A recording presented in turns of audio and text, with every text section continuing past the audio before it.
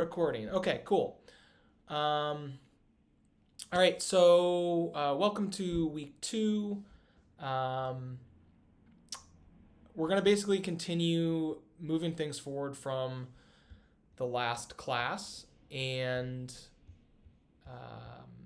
where we're going, obviously, the last class we talked about kind of entrepreneurship basics, kind of laying the groundwork, and this week we're stepping into identifying a problem and solution. This is going to be also directly related to the slide that we're going to do this week and kind of the pitch add-on, which is going to be talking about identifying a problem and a solution. So I talked a little bit about that being kind of fundamentally important and really identifying a problem as kind of the foundation. But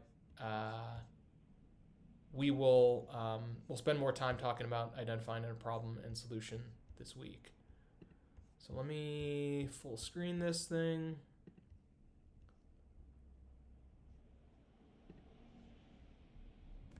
All right, so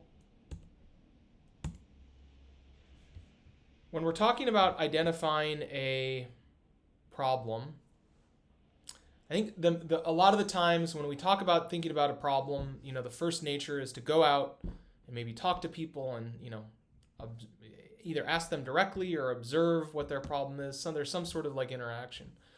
The reality of that is most people don't know what their problems are. And that's not like a critique on people. Like if you just even thinking about yourself, like oftentimes like it's really hard to identify a true problem.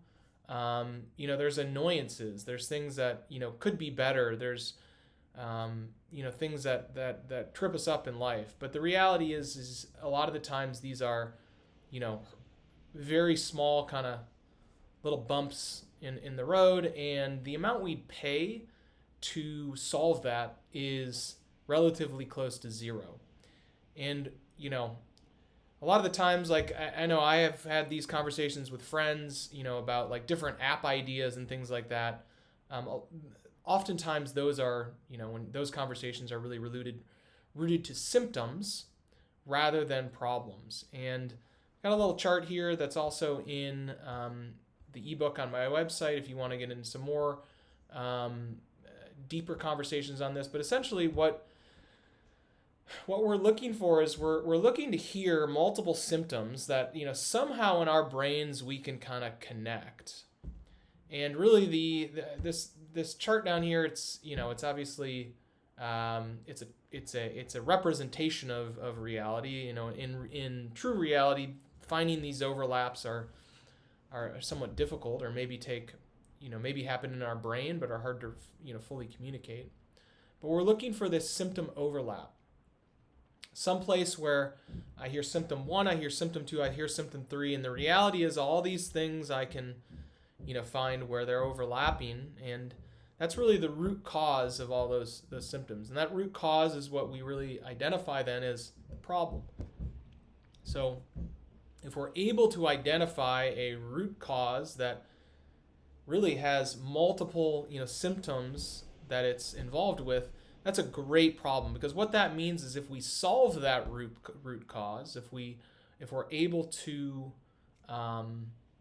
overcome what we're finding there, we've solved a bunch of symptoms. And now instead of trying to solve one thing, we can basically produce a solution that solves a root cause, which solves a bunch of different things multiple people are having. So we don't have to just simply focus on kind of one thing. Our solution has applications across multiple things. So that's what we're trying to do when we identify a problem. We don't want to hear about a little road bump. We want to hear about multiple little road bumps that are kind of building on top of each other.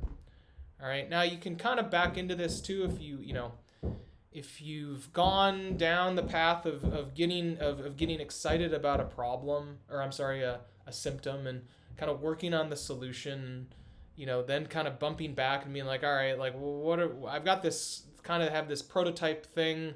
Let me think about a little bit more about what the problem is. You can kind of like then take that thing and see if you can find other symptoms in the world that it solves, and kind of build these things on top of each other. So you don't need to do this process. This doesn't need to be super rigid and like I got to figure out the symptoms, and then figure out the root cause, and then figure out the solution to these things. In some respect, this is a very gray area process of bouncing back and forth between things, but that's what we want to do to identify a problem. We want to hear multiple symptoms, and then identify a solution that solves for those, that solves for that root cause. Let me read my slide here and make sure I'm not missing anything, but we want to start with a problem that ensures you're addressing a real need or pain point. Again, that's what our root cause is. And I apologize if you're hearing construction noise. I've got construction going on next to me.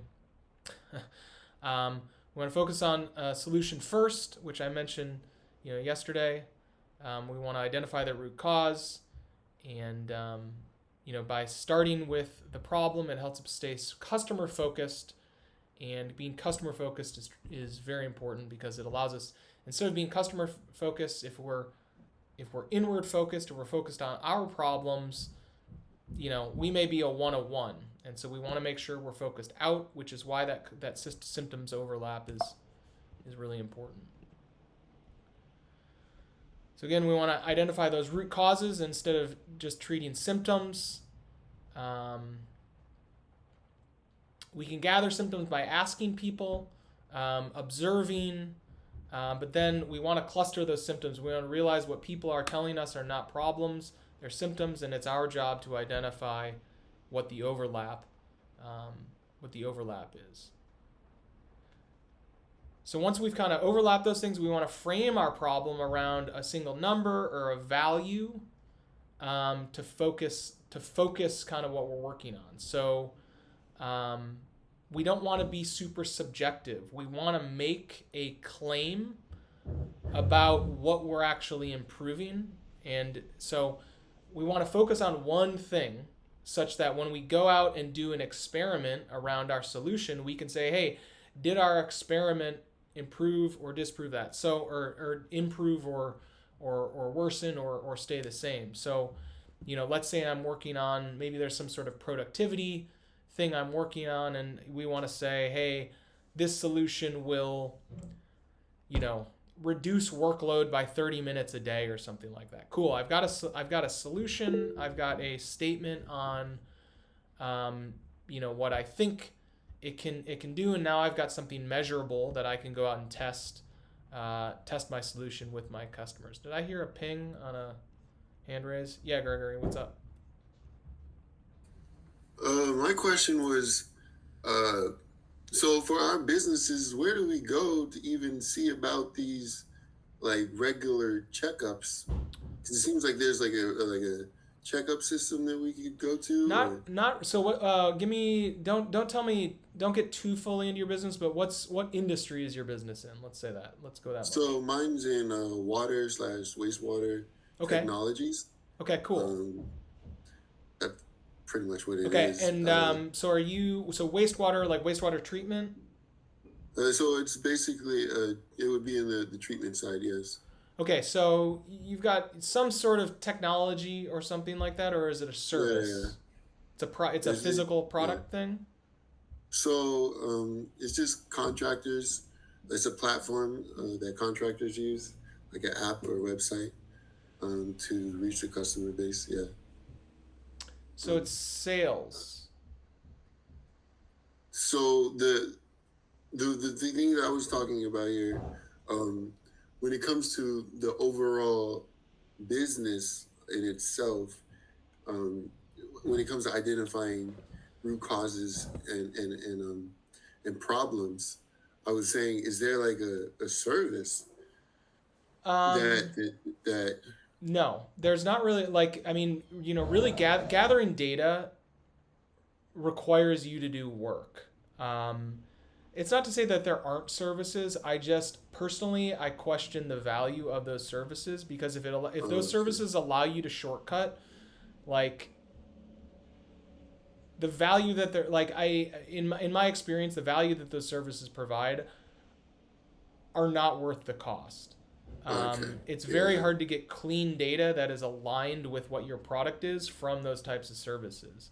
outside of going out there in the field and getting Right. your own So, R&D. and now when we're talking about like gathering data, like I'm not talking about gathering, it's when we're talking about data, we're talking about like, especially in an early stage company, it's like one, two, three data points Mm-hmm. that are nudging, that are giving you that, oh, that went, hey, I'm gonna try, hey, can you try my software or my whatever, and let me know how, like, this is what I think it should do. Can you let me know how it went?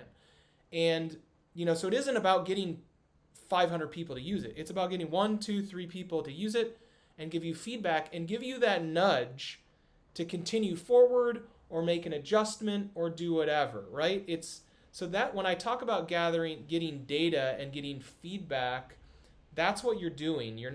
It's not about mass market. It's about giving you the certainty to continue forward down the line of where you're thinking, or to pause and be like, should I change something? Should I go and get another piece of feedback to confirm that? That's kind of the process of starting a business versus, Oh, okay. This is particularly talking about marketing and sales, right? um, Or yeah, I mean, really at this stage, marketing, sales, and product development yeah, are very closely tied. yeah, yeah. So, Okay. Professor, I was reading your assignment. So the one thing I can't remember because it's been so long.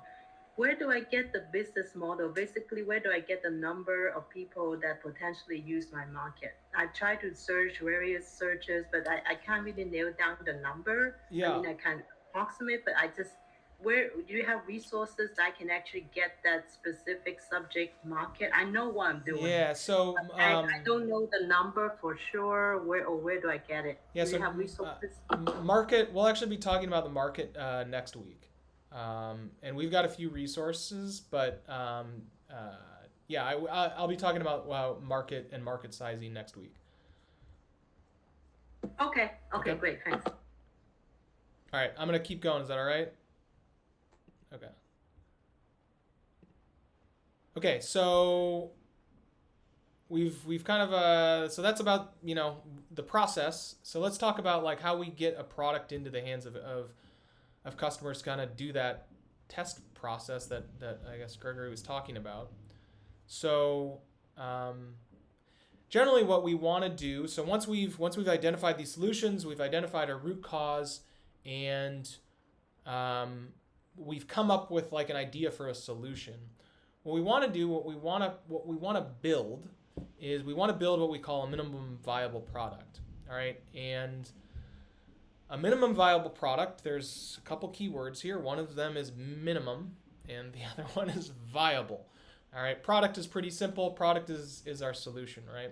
And it could be product, it could be a service. It's the thing that we create that solves the thing. So it could be minimum viable solution, if that's more applicable. But so when we talk about viable, really viable meaning like this thing actually does something. What we've created works.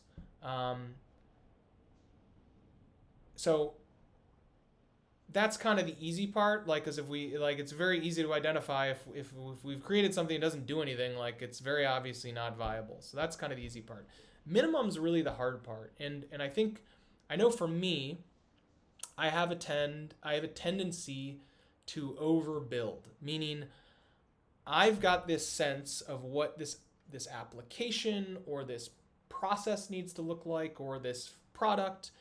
And what I end up doing is I take the 100 features, that are in my head, and I put them all into a product.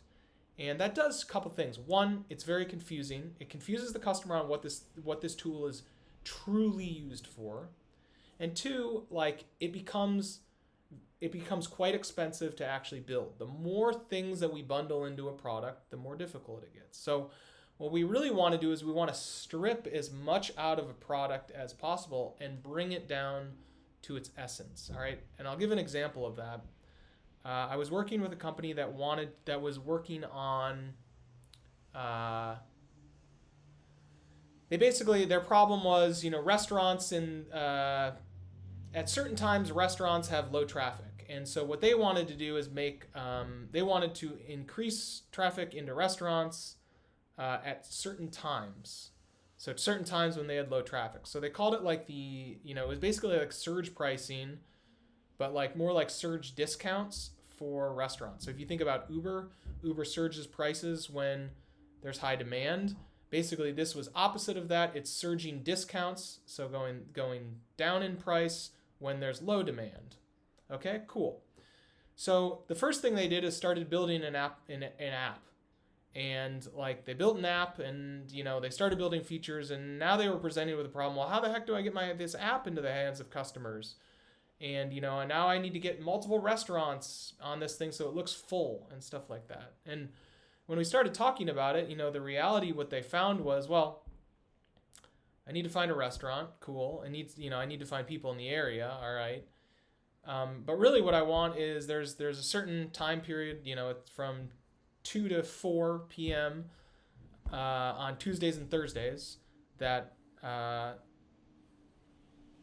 we want to offer these discounts. And my question to them was like, well, why can't you do that with like a paper coupon that says applicable Tuesdays and Thursdays, from 2 to 4? Now, maybe that's the right solution. Maybe it isn't. It's actually not up for me to decide. It's up for them to decide if that's viable. Maybe they don't believe that paper is replacing that digital app, and that's fair. I can't determine that. That's up to them to determine. But what I can tell you is like building a paper coupon is much easier than building a digital app. And if what you're really trying to find is, hey, will a time-bound coupon drive traffic? That paper coupon can work, and it's infinitely easy to produce, and it's infinitely more easy to hand out. And if that gives you the indication to then jump into the digital process, that's a significantly easier hurdle to go over than if you need to build an app. Now again, I cannot answer whether or not that is truly a minimum viable product that gives you, the entrepreneur, the courage that is required to move forward. I'm simply providing a framework. But that's the way to think of, how do I get rid of the cost? How do I build this thing myself? How do I build it in such a way that I am not reliant on others to continue the process of making this happen? Because the iterative process of creating a product is one where you will have to build and destroy and build and destroy. And if every time you do that, you have to go to outside help, you're going to burn a hole in your pocket. So that's what we're trying to do. That's why we focus on minimum. Minimum meaning, what can I do? How do I design this thing so that I'm able to get information, especially in the early times, without being overly reliant on a third party. Okay. So I probably covered a bunch of this without talking about it, or without kind of going through these slides. But like I said, an MVP allows us to test our product with the minimum amount of risk. And when we say risk, what we're truly talking about is time and money. So we want to minimize the amount of time we spend building something to get it into the market and test it, and we want to minimize that investment. The other thing about the MVP is what we want to do is we want to get little pieces of feedback, right? So we were just talking about, the wastewater side of things. If it's a business application, we want to find a user in a potential business. We want to give it to them. We want to have them provide us feedback on whether or not it solved the problem, we believe they are having. All right.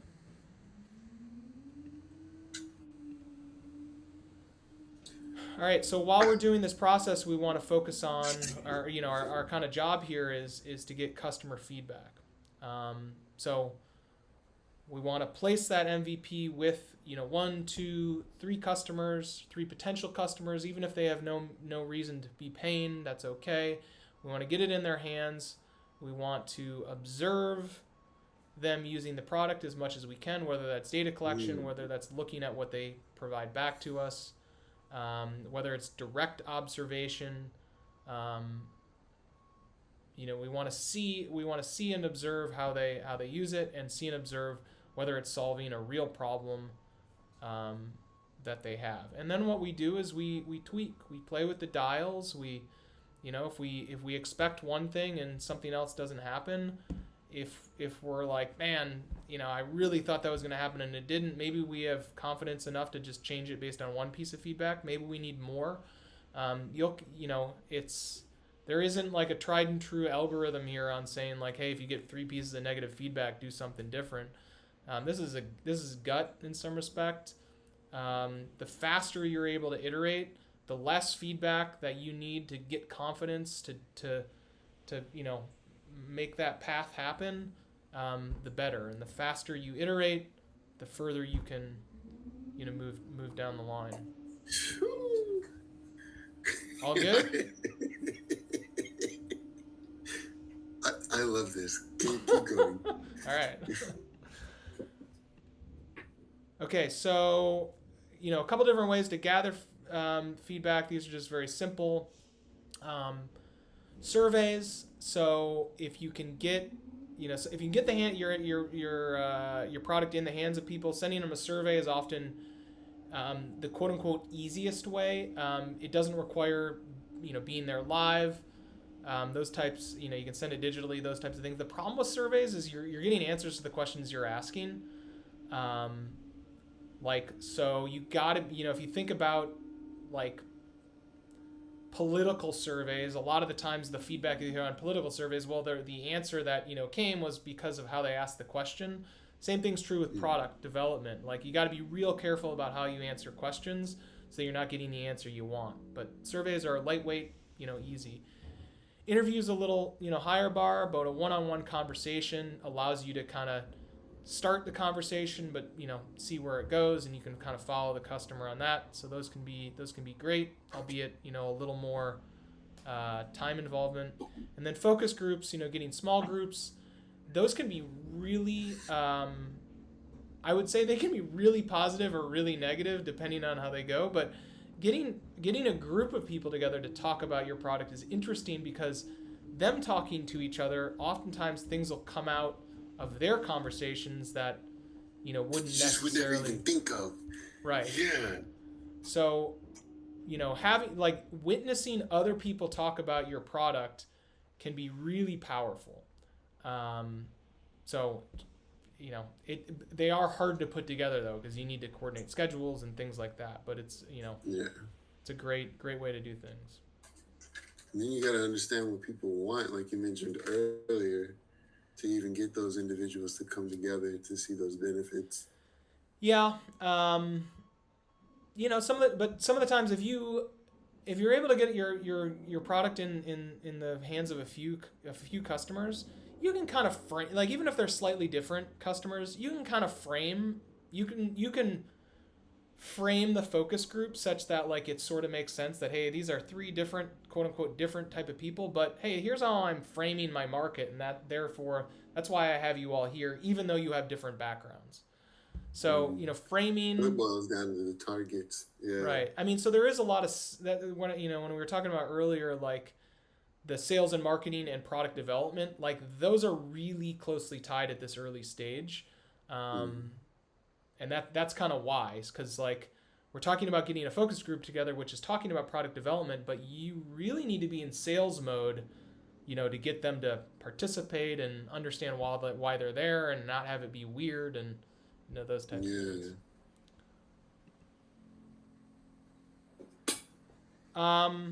Okay, so I'm pretty sure this is the last part of this, but the last part is talking about ideating. And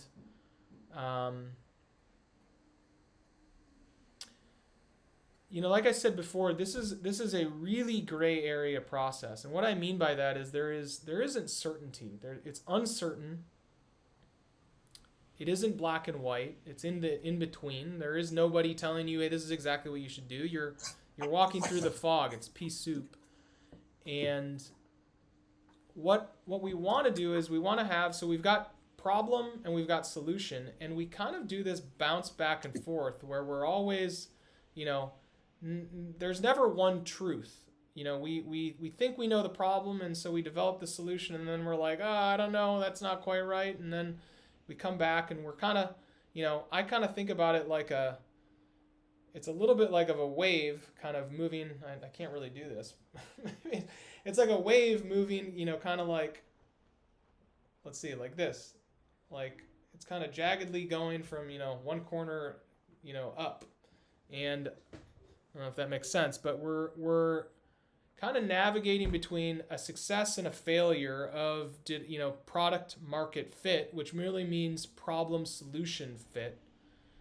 And that's where so it's this iterative process of being like, I think I know, I got some feedback, it's not quite right. I think I know, I got some feedback, it's not quite right. And hopefully moving up into the right towards further success. So there's a bunch of different brainstorming type techniques that we can use to kind of help us do that iterative process. So mind mapping is just creating a map. You've probably seen this where like you'll have circles with words and then other circles connected to them, and trying to create a map of your ideas down and what's connected to what. That can help kind of iterate on some of these things. There's a technique called Scamper, which is substitute, combine, adapt, modify, and put to use. Eliminate and reverse. So there's like, I don't want to get into this specific process. Like you can Google it if you're interested in kind of in brainstorming techniques. But again, it's an iterative process that's got a more defined structure on kind of how to go through a refinement process. For me personally, I like to do I do a lot of role playing type things, especially. I'm more of a sales and marketing driven person when it comes to product development. I really like doing a role play where even if I don't have a customer, getting somebody else in to take on a persona and kind of talk about my product with them, that can be super helpful. Just talking through, trying to identify problems even if you don't have a customer. So there's different processes that we can use to kind of brainstorm on our idea. As we're kind of going through this process, we want to make sure we're prioritizing and focusing on, the high important things versus the low importance things. So if we've got a focus group and let's say we get a list of 10 things, we don't want to do 10 things. We ideally want to do one or two.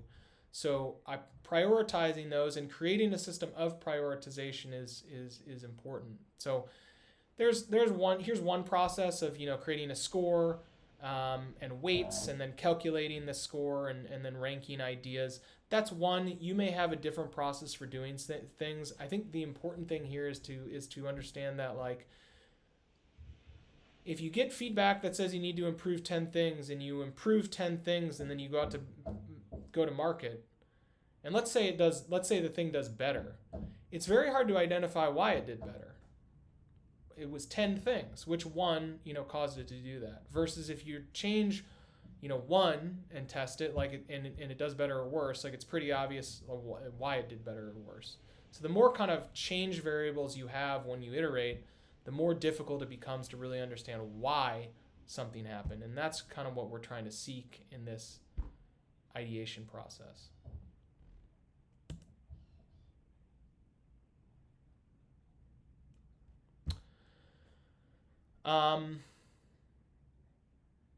Okay, so when we're developing our MVP and we're thinking about what we want to produce, this kind of goes to that minimum standpoint. We want to always be analyzing our ideas for feasibility. We may have the greatest idea in the world, but if we don't know how to make it, frankly, it's not feasible. So distilling those things down, when we have ideas, even if it's in the iterative process, if somebody's telling us they need something, but it's not feasible for us to implement, that doesn't mean actually we shouldn't implement it. it potentially just means that we shouldn't implement it the way we're initially thinking about it, which kind of gets into that symptoms, type thinking. So oftentimes symptoms will lead us down a pathway that causes us to overbuild. And so what we may want to do is, if we're unable to figure out how to build for feasibility or think about feasibility and figure out a way to build something that is quote unquote feasible in our time and budget, within our time and budget, that maybe we want to set that off to the side and think about how do we actually do that in a lower effort way. So I try to, when I talk to my wife about things like this, or I talk to different people, I get a lot of times, well, what do you, when you're talking about like work or jobs, it's like, well, what do you want to do? And my answer is always like, I want to sit at the beach. Like, if anybody asks me what I really want to do, that's what I want to do. I don't want to work. I work because, I need to put food on the table and things like that. But what I want to do is not work. I want to do the lowest effort possible, to live my life. And so that doesn't mean that I don't work hard, but my wants and desires are to not. And so when I try to put together things, what I don't want to do is overload my plate such that, I have to work 500 hours a week to accomplish 20% of what I'm trying to accomplish. I need to figure out how to right size these things so that I can, develop my product and still have time left for my sales and marketing activities, and then still have time to be able to sit down, digest, and let it kind of, soak through my brain and understand what's going on. So be careful about analyzing for feasibility, analyzing. There's a bunch of different feasibility things on here. This isn't just about product problem and solution, but we want to analyze what we want, what we're trying to build, what the business we're trying to build, the product we're trying to build, and at all times ensure that it's in our roadhouse and we're not it's in our wheelhouse and we're not overextending beyond what we actually think we can do and accomplish. These are a couple different tools. Again, like, I'm not actually going to get into tools. I'm not really testing on tools. There's a bunch of different tools for kind of analyzing for feasibilities. SWOT is strength, weaknesses, opportunities, and threats. That's kind of a very traditional one. There's all sorts of different tools and frameworks for analyzing feasibility. If you specifically, want to talk about how do we analyze something for feasibility, I'm open at any time to talk about this stuff. I think it's better to do one-on-one, frankly, because it's tailored to a specific situation on how we analyze for feasibility. Just know that there's a bunch of different types of things, and if you find yourself interested in this type of topic, start with a Google search, start with going on a ChatGPT and asking about it. How do I analyze X, Y, and Z for feasibility? And you'll get some good information. So this is a chart that I've put together. Again, this is in the ebook on my website, but this is the mentality that I take towards product and solution ideation, and I call it the 5-step philosophy, just because it's an easy way to communicate it. It doesn't actually even mean there's 5 steps, but what it is a process of is, so where we want to get to, what I call step 5, where we want to get to is, that's what our vision is. That's when we think about what our business looks like, how we're changing the fabric of the world, the dent we're going to make in the universe, regardless of what that dent is. That doesn't need to be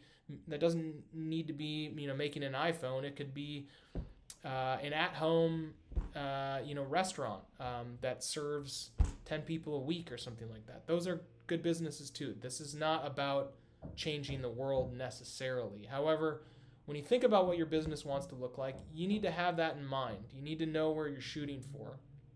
And then we need to know where we are today. And that's basically step 0 is where we are today. And when we think about what we should be doing, we want to think about step 1. And step 1 is what we're going to do next. And what we want to do is we want to lower those steps as much as possible. So the thing that we do next, we want to, instead of thinking about it as these giant hurdles, we want to think about what is, these incremental small steps that we are able to achieve, we're able to test, and we're able to move forward and iterate. And as we stack those steps on top of each other, as long as we're directionally aligned with our vision, we will achieve. And for me, I personally get high anxiety when I think about all of the things that I need to do to be successful in starting a business, and really just thinking about, okay, I know where I need to get to. I know there's a million things. The reality is I need to crush step one. I need to crush what I am doing next, so that then I can move on to step 2 and step 3 and so on as I work towards my vision. So I say this just because I know this process can be overwhelming, and really it's about taking it, a day, one step at a time, and stacking the steps on top, and realizing like nobody's going to become a billionaire, a multimillionaire, 100,000aire in one day. It takes time, and if we're moving forward and we can point to our progress and we're continually doing it, that's what it takes. So I think that's what I've got you for the lecture. I do want to talk about, if it's all right, give me a second to just talk about the homework assignment, and then we can talk about your business specifically. So we're in our modules. And in our problem and solution slide. And again, we've got our sample pitch deck. So when I open that, here's my sample. And again, this is for an at-home childcare business. And basically the problem and solution slide, again, I try to keep these, having these things be branded, I think is important. Having imagery to kind of connote, who you are, what you do, who you're trying to connect with is important. It kind of builds a little bit of presence. So you don't need to have a polished deck, but putting a little bit of thought into what it looks like, I think is important. The other thing, so on the problem solution side, what we're distilling down is we want to distill down a problem statement. So a problem statement wants to be very specific about what's the problem that we're seeing in the world. It doesn't talk about solution. It's talking about what is the problem that we're trying to solve? When we stacked all these symptoms, what popped out that what are we seeing, what are we seeing in the world that needs to be solved? So again, it isn't talking about the thing we're building. It's talking about I guess what we're trying to solve, if I'm saying the same thing over and over and over. So we look at this one, it says restricted outdoor exposure stifles children's development and disconnects them from nature. So what you can see there immediately is that is a fully opinionated statement. There's no fact. Now, maybe it's informed by fact, it's informed by life, by experience, it's informed by whatever, but I made an opinionated statement about what I believe is a problem in the world. Okay? It's a statement. It's saying this is the truth, and we're going to establish and kind of anchor on that truth. And whatever you say is the truth, I may disagree, but that doesn't really matter. This is your truth. This is what you're identifying as, that problem. And then what we do with our solution, we don't really, the rest of this deck is going to kind of get into the physicality, the detail around what this solution is. What we want to do is we want to kind of highlight what are the top 3 features that are this thing. Now you can change this up a little bit. You could have so this is just an example, obviously. You could have a 1-sentence description on, it's an app it's a digital mobile app that does 1, 2, and 3 or whatever. So you can change this up, a little bit. But what you want to do is highlight those top 3 features on kind of what the thing does. So our top 3 features for this childhood development service are nature focused. It's got a nature focused approach. It's got engaging hands-on learning, and it's got personalized care. That's the 3 things that solve this problem, that we're focused on. So, I could have had like a lead-in statement that says a child care service that does this. Maybe that's cleaner and clearer for people. I didn't. This is what came out of my head, depending on maybe who I'm pitching it to or something like that. But that's what we're putting together. So again, we want to have that problem statement that is opinionated, talks to what is the problem that we're solving. We're only talking about problem in our problem statement, and we're not talking about solution at all. And then the solution statement, basically focusing on those top 3 features, and what it solves. Now then, on our pitch and critique, basically what I want you to do is we're gonna continue from what we did last week. So in our pitch, we want to say, hi, I'm so-and-so from X, Y, and Z business. We're a at-home childcare service prioritizing outdoor play and nature-based learning to customers in the Mira Mesa area. And then I want you to add on your problem and solution. So, we believe that restricted outdoor exposure stifles children's development and disconnects them from nature. And therefore, we are creating, producing, supplying, whatever your thing is, a specific service that provides a nature-focused approach, engaging hands-on learning, and personalized care, that will solve the problem as presented. Okay, so that's kind of it. And then what we'll do next week is that problem and solution part of the pitch. We'll kind of scrap it. We keep the first part and we add on talking about the market for next week. So hopefully that's clear. There's a video, in the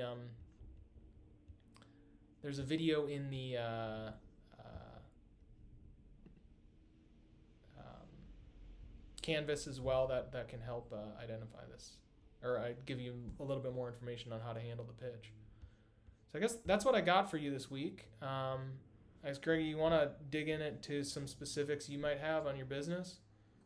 Yeah, I'll give you a quick pitch. We're an online platform for contractors to network with customers and perform backflow and cross-connection exams on commercial, residential, and industrial areas here in the California, Nevada region. Okay. We basically have a servicing for, again, like I said, backflow and cross-connection, and particularly aiming for water resource management for those entities, whether it be like a agency like the City of San Diego, Helix Water District, or residential areas like that, areas that we're targeting, like golf areas. It could be HOAs, or even some of the military bases here that we have here on the coastal line. Okay, so it's a service-based company, and you're gonna go to a physical location and like test something, or like yeah. So okay. There's a little. It's a lucrative kind of field. Yeah, I don't doubt it. About it. You just usually turn on the faucet and water comes out. Nobody really thinks about it. Yeah. But the government agency, a city agency, or somewhere, you get water either through a well or whatever area you're in, maybe the City of San Diego, let's say, and they serve water all the way to the water meter. A meter reader, like I once was, would come by and check the meter, see the gauge, and see how much you used, and type in that number into a little pad. 10 feet away from that, usually, depending on what type of area you were in, you may see a backflow device. It looks like a little staple, like a regular staple from a paperclip thing, or maybe it's a little bit closer to your house. Sometimes you see those bigger ones that are red, that are about like Yeah, so it's a 6 inch backflow rims. preventer, so we're not getting whatever Yeah, yeah, they wastewater to basically prevent come back up. water. Yeah, they prevent the um, undesirable flow of abnormal flow. So basically of contamination and pollutants. If you got a Yeah. mortuary here and you got a fire hydrant that was knocked out down here, you don't want siphonage happening Sure. and polluting. And So yeah, give me a let me ask a question. So like I get it. I understand maybe I understand from like an intellectual standpoint why I might care about this. Can you, from a the business standpoint, like there are obviously people already kind of doing this, right? yeah. So So is it that um, from you starting a business, is it the type of thing where there's so much opportunity, there's not enough people doing this, and you see like, hey, like there's enough of a market where I can do this? Are they not doing something that you're doing? Are like, why is this something that you're interested in? I'm interested in this because one, I have a backflow and cross connection certifications in it. Okay. Two, I've been studying water for like almost 10 years now. Three, for the predominant part, if we're talking about what I could bring that's different than my competitors, uh, for the most part, what I've noticed is that online um, access and putting the customer, putting information in the customer's hand and putting their whereabouts on where their water meter is, and putting the education and information in their hand, and them understanding um, basically the law and their rights when it comes to their water. Okay. Because there's been multiple moments, particularly in moments like now when it's raining, where certain areas will have certain outbreaks with water, and it'll be due to poor maintenance and upkeeping when it comes to yeah. Okay. Um, yeah. So like, so it sounds like there's a lot of different types of customers, right? Like it just sounds like it sounds like you can identify potential customers pretty simply. Is that fair? Yeah. And maybe the hard thing, what I would argue, just not knowing the business but just hearing you speak, the probably the hard part is communicating like the value of what you're basically the value of what you're doing. And maybe it's the value of, if they don't have somebody doing what you're doing right now, it's like the value of what you're doing versus nobody doing it. And if they do have somebody doing it, it's the value of you doing it versus whoever they have currently doing it. Like there's some sort of value verbalization that, even if it's, hey, we've got this digital platform that does X, Y, and Z. You need to communicate to them the value of that kind of digital platform and what it can do for them. Yeah. So the individuals that I met were predominantly.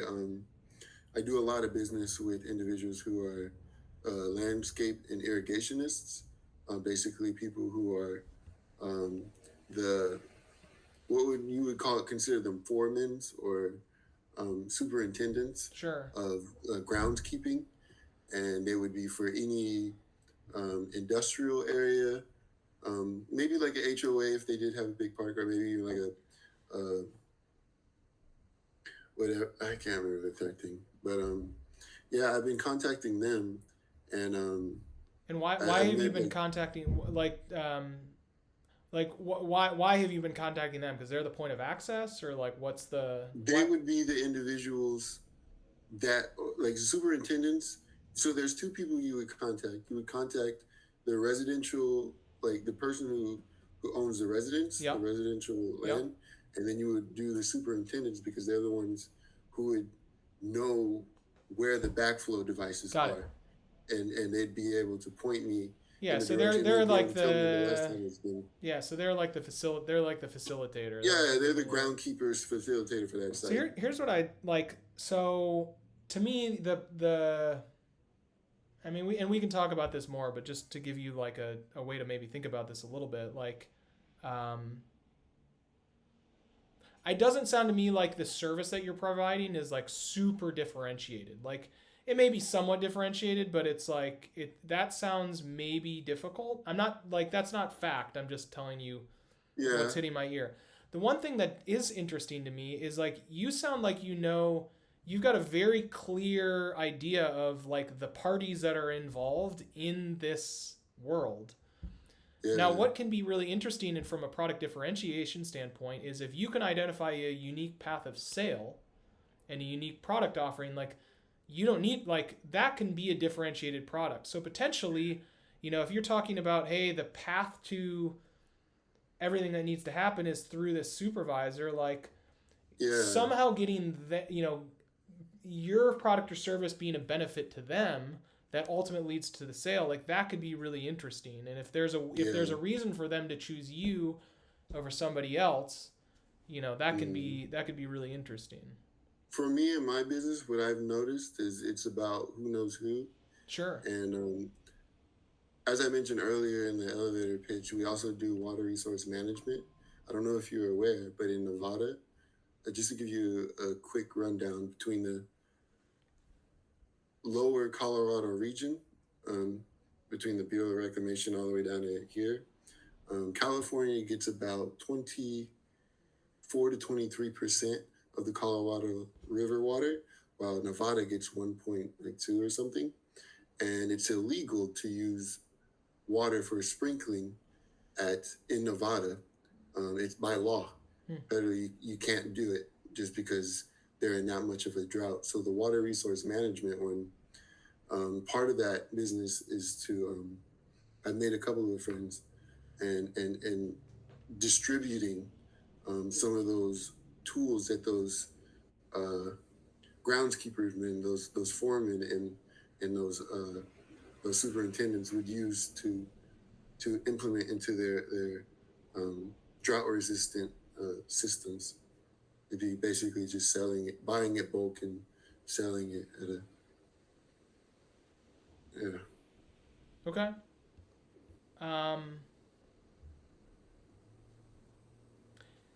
yeah, I mean, I'm not sure where else to go on this specific point. I guess I'm running out of time on this meeting, but do you like if you want to go through more specifics, I can meet with you on office hours, or we can schedule another time, or Yeah. we can schedule another When is the time. office hours?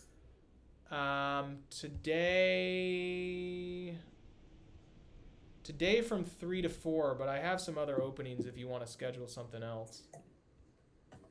I'm a little busy because I have I'll send and you my calendar and you can throw a time on there, and I'm happy to talk about sweet, specifics. sweet. Okay, that works for me. All right, cool. Well, I gotta shut this down, but I guess thanks for showing up. Thanks for talking, and yeah, Yeah, I'll send you no, I'll I send you my love it. I calendar. love the information you gave me because I use like this book, the Dummies Guide. I use my own like books I was telling you from the class. Yeah, I've just been buying stuff and I've got another book that I like. I can't remember if I put it in the class notes or not, but I'll send you that with my calendar. Okay, cool. All right, Thank you. you bet. All right, we'll talk All right. soon. Bye. See All right, thanks everyone. Hopefully that was helpful.